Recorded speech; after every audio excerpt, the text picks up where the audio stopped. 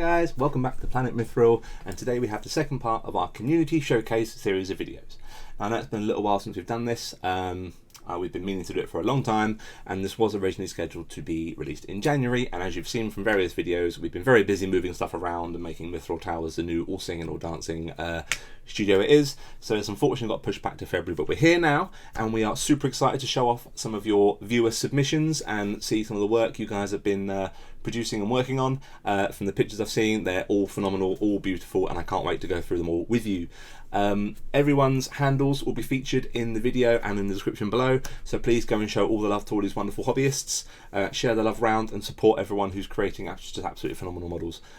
So please make sure we go and support everyone who's been featured in this video. So without further ado, let's stop talking and let's dive straight in and get started with our first viewer submission. So first off, we have a beautiful looking Dark Lord Sauron, the dreaded Dark Lord Sauron, painted by Jelmer Komen. This is an absolutely beautiful looking model, and we're saying that a lot during this video, so you can use that as my catchphrase. You can soundbite that and I'll use it in a back rep. But yeah, this is absolutely phenomenal. It's really hard with Sauron to make him look super detailed, because basically you're using three colours. You're using silver, you're using black, and you're using a little bit of gold for the ring. So you're effectively using two colours.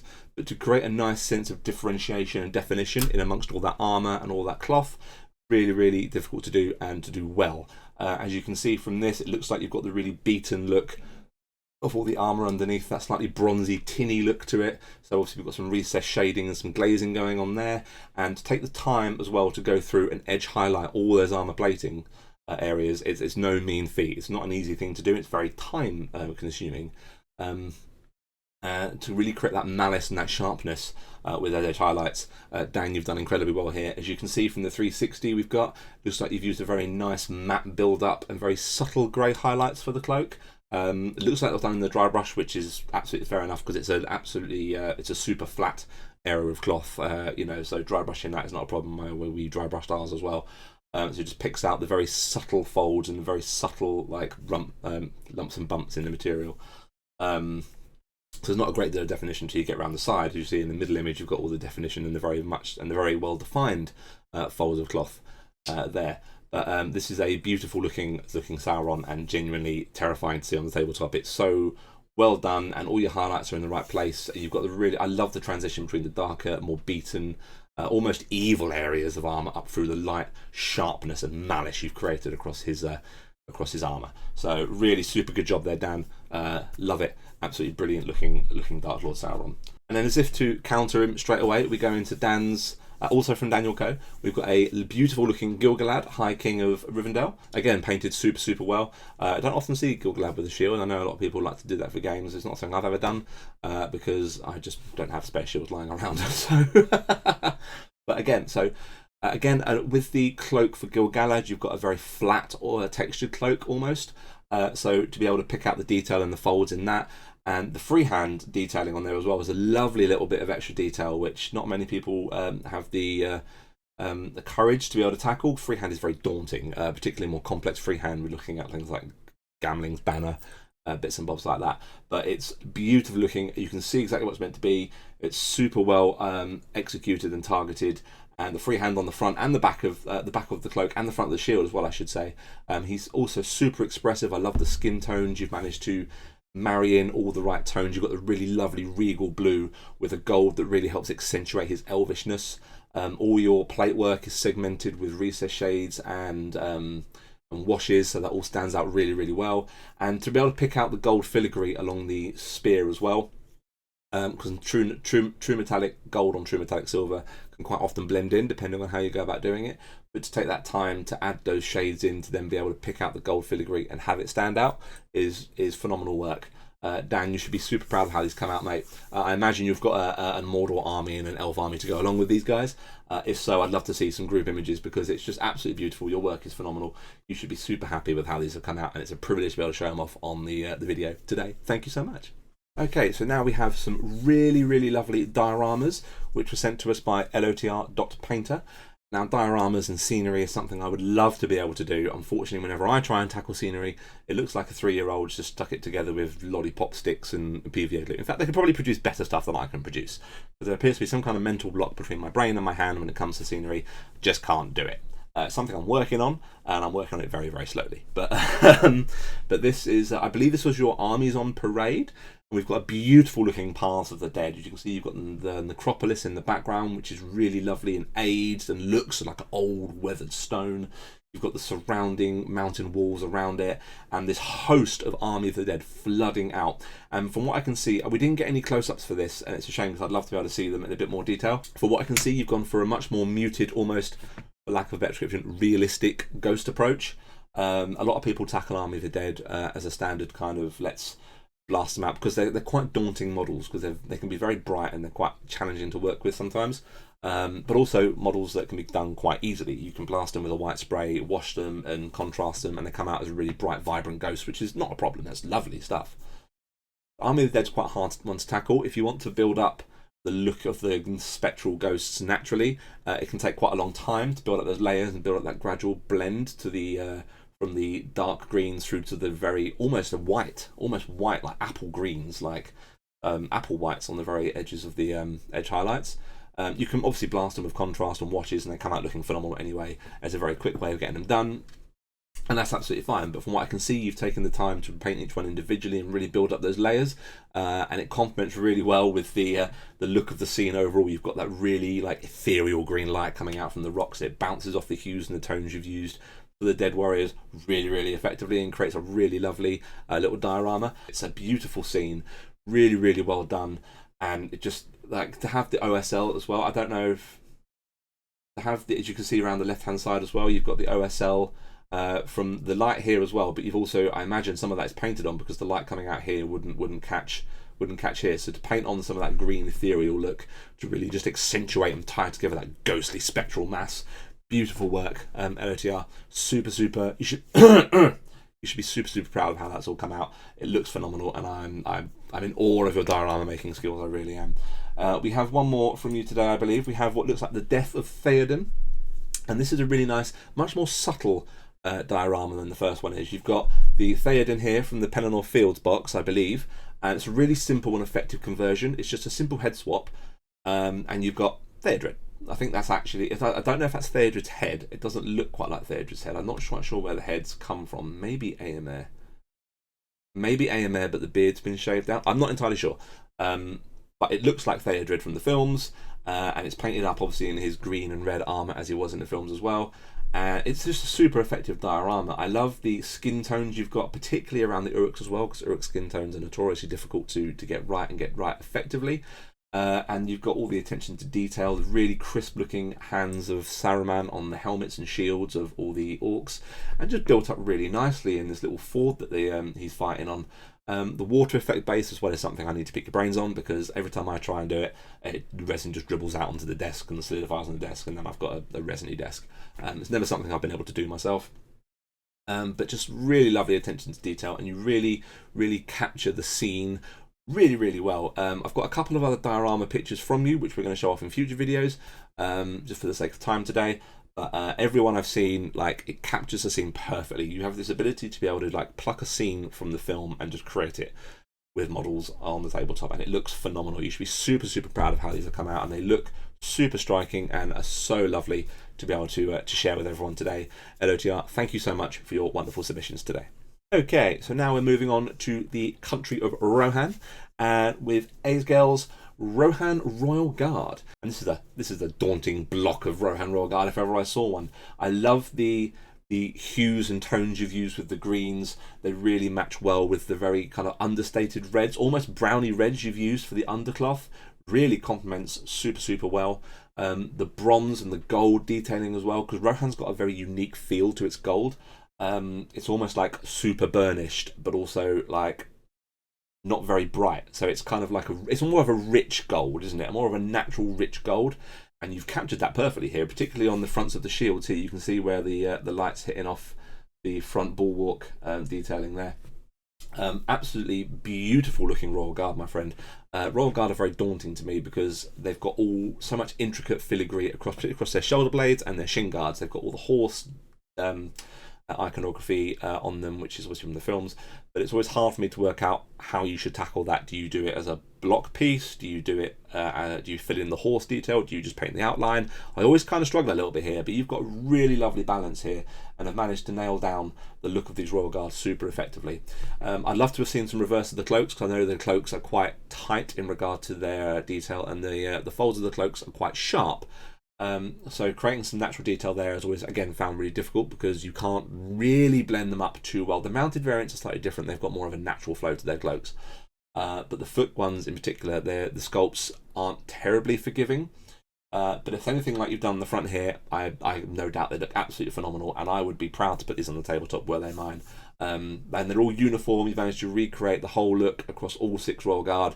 They look phenomenal. I imagine you've got some mounted ones in the pipeline. I hope you've got some mounted ones in the pipeline, and I'd love to see them, because yeah, these look absolutely incredible, my friend. I love the balance of colours. I love the way they look, and you've really captured that essence and feel of Rohan in these Royal Guard models here. Moving on to another submission from Asgard as well. We've got a host of Rohan heroes. We've got the majority of them here, I think. We've got Theoden, Eomer, poor Theodred, rest in peace Theodred, Eowyn, Gamling Merry, Hammer, Erkenbrand, Grimbold, and a Hornblower at the back. So we've got a good host of Rohan heroes. And what I love about these is that you can see the extra care and attention to detail has been taken to make them stand out, so you can tell, yes, this is Theoden, yes, this is Merry, yes, well, I mean, you can tell it's Merry because it's a hobbit, but yes, this is a hero that's leading, you know, this valiant army of Rohan. But also the same tones and hues have been laid through the paintwork to blend them together and create uniformity across the army, and that's what's important. You have to know how to do that, but also, you know, heroes require more care and attention, right? Because they're more detailed, and you want them to look a bit nicer because they're not just your normal rank and file. But from what I've seen of your work here today, you've created a really lovely group of Rohan models here. I know I've got a couple of other models that you sent through as well, which we're going to do in another video for you. But you should be super, super proud of these, my friend. They're beautiful. I love the fact that you've given the majority of them little conversions. Just simple conversions, like shields on Theoden, Eomer, and Theodred. Like, super simple, but really, really effective, and really just makes them pop and gives them that unique feel when you put them on the tabletop. You should be super, super proud of these, my friend. I'm super happy to have shown them off today. Thank you for giving us a chance to do so. And I can't wait to see the Eorlings muster out in force when you've got more of them done. And please feel free to send more pics as and when you make more progress with your Rohan. So now we have something a little bit different. We are moving away from Middle-earth very briefly, and we're touching on the 40k universe. We have a beautiful looking Salamander Space Marine. It is Salamander, isn't it? Yes, of course it's Salamander. Look at the Salamander iconography, Tom. It's right there. Yeah, so Space Marines are notoriously difficult to paint because you've got to really block in those colours, and they really... There's 2 schools of thought with Space Marines, at least with me. You can blend them up and create a really nice progression of light to dark through the armour plating, and that takes time and a lot of effort, which is what we've got here, which looks absolutely phenomenal. Or they also lend themselves very well to a harsh edge highlight, which is tend to be how I do it, because I paint Raven Guard, and they particularly lend themselves to a harsh edge highlight, which is also why I've never got a whole army of Raven Guard, because I restart them every single time I try and do them, and I get very bored of the harsh edge highlights very quickly. But this is a super beautiful, super striking Space Marine. I love the hue and tone you've got for the armour. You've captured that perfectly. It's blocked in really, really nicely. Really solid colour. The progression from the shadowed, shaded parts of the panelling through to the light is really blended up really, really super well. I absolutely love the way it complements with the very muted look of the gold. And obviously you've got the dark tones of the Space Marines, Salamander's skin, and the gun in particular. You've got some lovely freehand on the tabard down the front. I don't think that's moulded on, I think that's freehand, and if that is, that's absolutely beautiful. That's phenomenal looking. And also the OSL from the candelabra on the back. Like, OSL is hard enough from one direction, let alone doing it from top down and bottom up, because you've got the beautiful lava base, which is synonymous with salamanders in their home planet. Like, to have those two levels of OSL coming from both directions, and to tackle that application of light and shadow extremely well on this. Like, absolutely beautiful. You've got absolutely beautiful. I mean, you've got the singeing on the edge of the gun there as well. All little bits of attention to detail, which really, really just pops so well on this particular model. I can't imagine how long this took you to paint. I'd love to see a whole force of these guys. It's absolutely phenomenal, absolutely beautiful. You should be super proud of how this has come out. And the way you've tackled the muted palette elsewhere on the model for the gun, and you know, the fire's not even super bright. It's quite muted, quite natural. You've got the natural gold. It lets the armour speak for itself. It's very easy to overblow and kind of overshadow the armour. And with Space Marines, the armour is what you're looking for. The armour is their, you know, their spot colour. It's what draws the model, draws your eye to the model. And then you know, this very vibrant green. You look at this model, and then your eye just naturally wanders around the curves and the details on the model, and you see more as you slowly progress over it. It's beautifully done. Phenomenal work on this salamander. I'm super jealous of your ability to paint Space Marines like this, my friend. And we've got another one here as well from Human Sheep. Let me just up this. There we go. We've got it looks like a Space Marine librarian, and again, like, the armour speaks for itself. You've got very definite lines separating out the inner cloak to the outer cloak, and the robes there. The fire, very natural with the OSL as well, and the magic blended up and really, really effectively, and doesn't again overblow any part of the model. It's all very well balanced, and with 40k in particular, because their models are very complex and generally quite vibrant, some of them, it's very hard to get that balance and keep it looking uniform and without overdoing one particular part of any one model, right? Like even with the salamander here, you've got a very bright green, but it's all balanced in because everything else is quite muted and works together and complements well and lets the armour do the work it needs to do.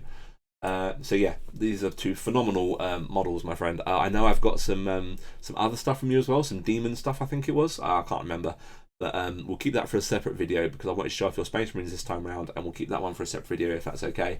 But yeah, you should be super happy with these. I'd love to see more from your Space Marines. I'd love to see how you tackle armour, like tank armour.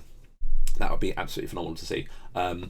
Love to see your work here, my friend. Thank you for giving us a look of how you paint your Salamander Space Marines.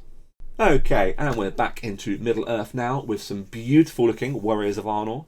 Now sadly these aren't available anymore, the range does not include these, which is a massive shame because their sculpts are absolutely beautiful. And I love what we've got here from Chalk and Kriegus. We've got a very unique painting scheme here. We've got the segmentation down the fronts and the centre of the shields. We've got that really lovely kind of almost burnt gold, burnt yellow with a really nice pastely red, which complements really, really well together. And that's been married over with the, as you can see, the folds in the skirt underneath the chainmail. And we've got touches of it around the headdresses as well, which just helps unify that paint scheme and bring it all together. And wood grain across the spears as well. Not many people do wood grain on their rank and file, which is a lovely little bit of attention to detail. It's and it complements really well with the really bright kind of vibrant armour and chest plates we've got here, you know, signifying they are from Arnor, they're from the Kingdom of the North. You know, they're regal, they're not your downtrodden, beaten, armour-wearing Ministry of Warriors, which is hard for me to say because I'm Mr. Ministeriff and I have just finished another Host of Gondor myself. But these are beautiful, and I tried something very similar when I had Arnor. I tried a crosshatch, so my shields were a plus, so we had four quarters. And I very quickly stopped because it was very hard. As you can see, like we've got the detail sculpted onto the shield here, and it's very hard to kind of marry up your lines when you're working around all this sculpted detail. If this was freehand, it'd be a lot easier. If it was a flat surface, you could just segment and then paint on your freehand afterwards. But because it's so sculpted and the areas you have to work in are very small, so to be able to create, you know, what is effectively an unbroken line through all this sculpted detail and make it look so authentic is incredible application. It's very technical, and you should be, you know, it requires a great deal of brush control, which is what we've got here. And I love that neither the yellow nor the red is vibrant enough to overshadow the other half of the shield, because it's very easy in regard to this for the red to be too bright or the yellow to be too bright, and you end up losing the other half. And you'd think yellow, red, and we've got the very natural, subtle greens here for the other bits of the cloth. Not usually colours you'd expect to see together, but you've managed to blend them together and marry them together in a way that looks super effective and super good. It's such a shame that these guys aren't available anymore. I hope you've got a whole host of them ready to go, because I'd love to see these as a host of models all together. It's a beautiful paint scheme, super striking, and I'd love to see more of your work. Chalk and Kriegus, please, it will be phenomenal to see. Thank you again so much for giving us a chance to show them off today in our video. So now we're moving on to Filippo Simonini. I apologise if I'm butchering your name. I really hope I haven't. I'm not caffeinated enough yet to function properly, let alone read. But we've got some phenomenal looking models from Filippo today. We've had to cherry pick a couple. We're going to save a couple for future videos later on down the line. But we've picked Radagast as our first one because he's near and dear to my heart. I love Radagast. He's my favourite wizard. So we had to show off this Radagast. And you've got a very unique style of painting. Right, so mine is very much edge highlights and almost harsh highlights, bringing models up quite vibrantly to a very consistent like peak in regard to my highlights. But this looks like it's almost been stippled on, but stippled on in such a way that it creates very unique texture across every area of model. Like if you look between the hat in particular and the face looks like it's been blended up, whereas the hat, you can see there's definite texture to reflect that almost woolliness of the hat itself. I don't know how you do it. And even then we've got Sebastian's fur, which looks like it's a different texture even to the sleeve and the beard and the robes. And to be able to create that really natural blend with a very unique style of painting must take you absolute days to do. I'm in awe of your skill, I really am. And it's something else I need to have a pick of your brain about, because I don't know how you go about doing this. We're always striving to do more and, you know, progress our skills a bit more. But to be able to produce this level of work is phenomenal. I'm lost for words. You've even painted his fingernail. I don't think I've ever painted a fingernail on a model, and now I'm going to have to. So thank you for setting that bar for me for future models. But I mean, you've got all the intricate filigree down the length of his robes, and even across the base, where you've done the exact same thing on the base and the leaves. And it's absolute phenomenal work, my friend. You should be so proud of your models. I know you don't. We've had a chat before, and you say you're unable to push them out quite as frequently as you'd like, which is understandable because this must take you an absolute age to do.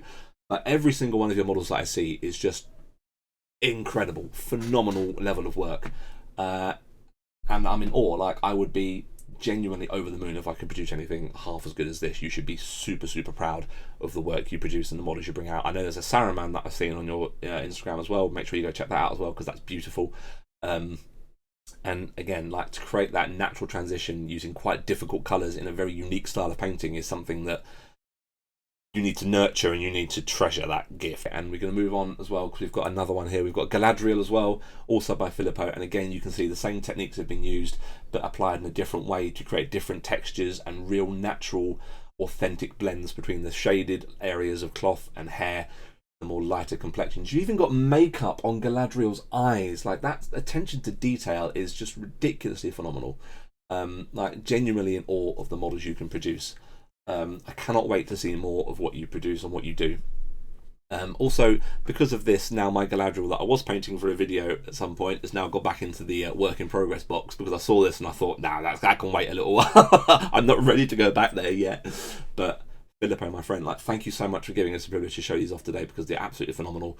You should be super proud of how all your models have come out. Like, I would be ecstatic, even if I had like 4 or 5 like ever produced that were done to this level. Like, it's incredible. Filippo, thank you so much. I cannot wait to see what models you bring out for us all to see later on down the line. Thank you again so much. Okay, so up next we have a really lovely base by Jelmer Komen. This is a phenomenal looking base. Like, you've taken the time to really accentuate the grains of sand. It's not overdone. There's not too much detailing.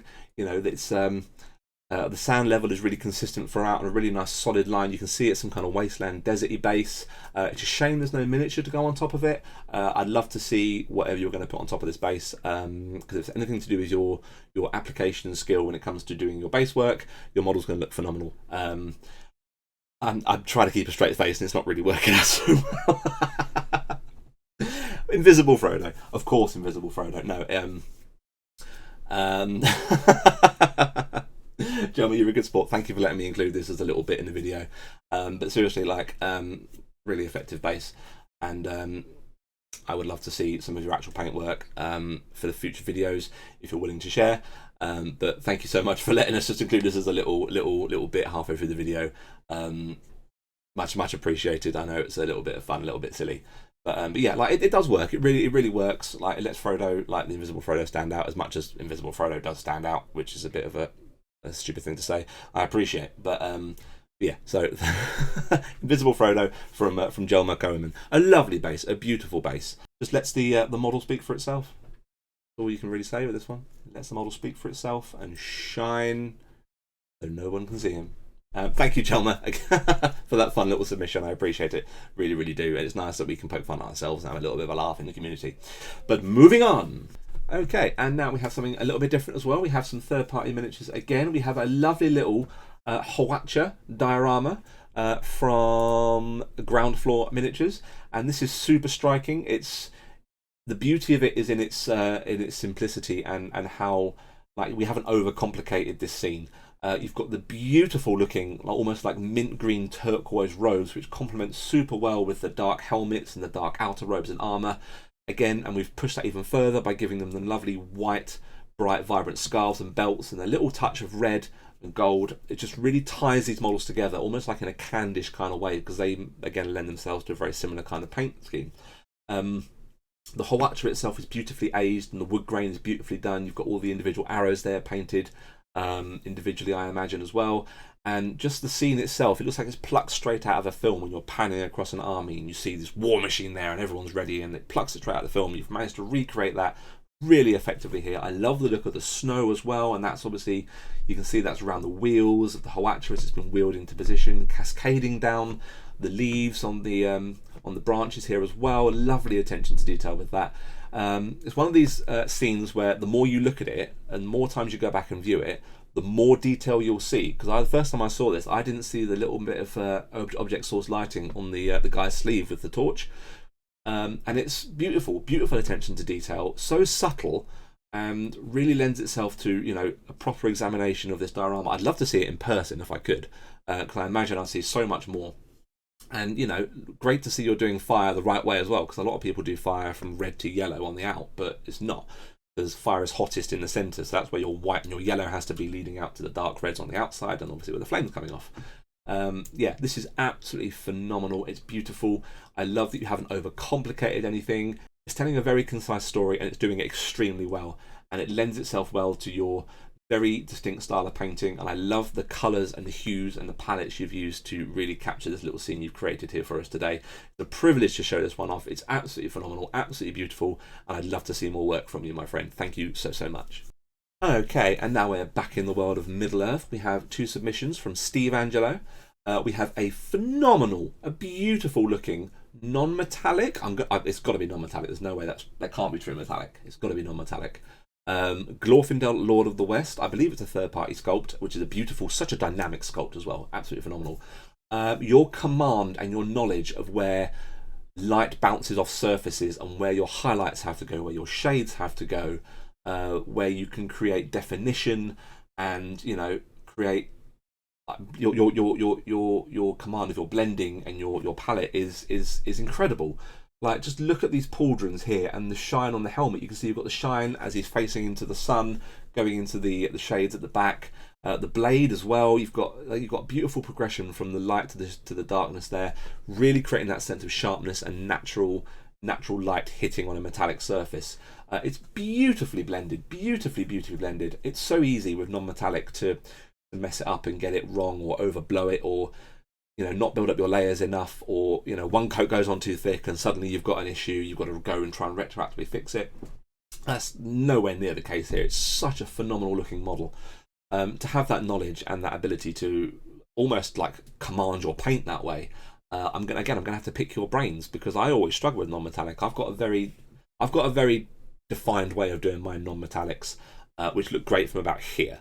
But this is probably some of the best non-metallic work I've seen for a very long time. And you've got the very muted natural colours of the green here and the blue, which marry up perfectly with the colours you've used to create that armour. And also, you madman, have you highlighted every single one of those chainmail links separately?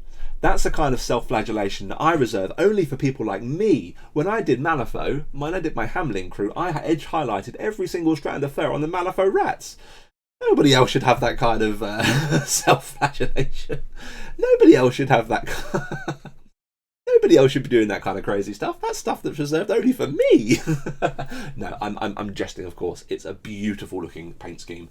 I'm lost for words. I really am. And like, these videos, as much as I love doing these videos, like, I run out of adjectives, because beautiful, stunning, gorgeous, it can be applied to every single one of these models, and it must just feel like I'm saying the same thing for everyone. But you know, it's absolutely stunning. You should be super, super proud of this. I would love to see an army of these led by Glorfindel.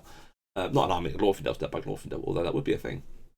But if we go into the second submission we have from Steve as well, we've got Vernon and Wells from Malifaux, and again, like so the difference between true metallic and non-metallic on large plate surfaces, so you've got like a telescope here and you've got the large flat surfaces here, it's hard enough to do with true metallic metals, with true metallic and washes and highlights there, but to be able to know how to work your highlights and your blending round to create a natural looking metallic surface on such a large expanse, such as this telescope here, you know, the front of the thing, the cart here, and the wheel round the front, like large, flat, fairly undetailed areas of metal is like it's another level of hobbying. I don't know how you get to that point of being able to apply paint in that way with that kind of knowledge. Maybe it's just the more you do it, the more you learn. I presume that's how it works, but like it's absolutely phenomenal. And Malifaux models lend themselves to phenomenal paint jobs. Their detail is very minute and very small comparatively to other models like Lord of the Rings and 40k and that kind of thing. But if you nail it, which Steve, you absolutely have here, you've absolutely smashed this one out of the park, no question, then they look second to none. Like, and you've even got the scenic base here with the railway track. I imagine that gets in the way on the tabletop, although I don't imagine this model sees the tabletop, because I would be terrified if I'd painted anything half this good to put it anywhere near a gaming board. I'm in awe of your skill. I'm super jealous. I'm going to have to pick your brains for your non-metallic methodology, my friend, because beautiful, beautiful work. It's such a privilege to be able to show this one off. Thank you for giving us a chance to do so, and just keep smashing it out. I want to see more of your Malifaux. I want to see more of your models. Please feel free to flood my inbox, because I know we've taught Malifaux before. I'm an Outcast player. Victoria's, Von Schill, Hamlin, Leviticus, that's me. But I'd love to see more of your Malifaux and compare notes there, because yeah, they lend themselves to a certain way of painting. I'd love to be able to pick your brains there. But thank you so much for showing us your beautiful, beautiful models here today. And finally, we have a Astra Militarum back. And finally, back in the world of 40k, we have an Astra Militarum. I want to say Bullgrin. Ogrins are the ones with the guns, aren't they? Painted by dandydeadpool, my very dear friend Sam. You've done a beautiful job here, Sam. I know you don't get a chance to paint as often as you would like, but you really should try and find the time to do so, because you create phenomenal work, beautiful, beautiful looking work. I love the definition you've got in the Bullgrin's face. It looks proper gnarly, proper grizzled, ready for war. You've captured the expression perfectly well. You've even lit the cigar. Like, how little attention to detail like that. Absolutely beautiful. I love the look of the red. It doesn't overshadow anything on the model. The red and the gold on the top half blend itself really well with the metal you've used for the what I can only assume is like the skirt, the tracks going down the front, and the shield itself as well, and marry in and blend very well in with the khaki you've used for the trousers. It's a beautiful looking model. I love the attention to detail you've got. It looks like down the front of the shield here you've got the red from where this guy had a brand spanking new shield painted up with his army colours, and through battle and fighting, the paint's worn away to reveal the metal underneath. So you've got the paint chipping on that as well. Beautiful little attention to detail. If your whole army is going to be done like this, obviously we've played 40k before, and I'd love to see your whole Astra Militarum painted up like this. I'm a little bit scared to face this guy on the tabletop, because he looks like he's going to take some Tau off. He's ready for Tau blood, this guy. He's ready to bludgeon some poor Tau.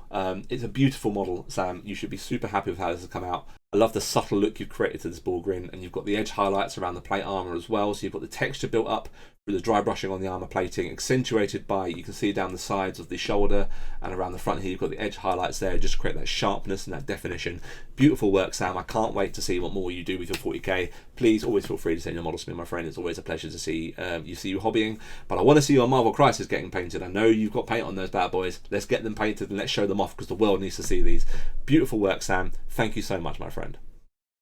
So there we have it, a host of amazing models, dioramas and hobby by a host of extremely talented hobbyists and painters. Thank you, massive thank you to all of our viewers who sent in submissions for this video. We are going to try and make these more regular. It's been a long time since the first one.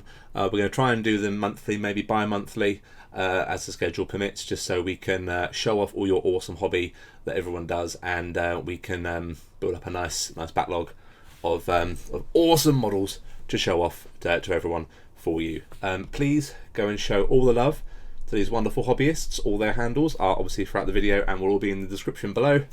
And again, massive thank you to everyone who's sent models in. And that's, you know, it's beautiful to see how everyone tackles models and the different ways that people paint to get different results. You could give a room of people the exact same model and the exact same instructions, and every single one will come out unique and different. And that's one of the best things about this hobby as a whole.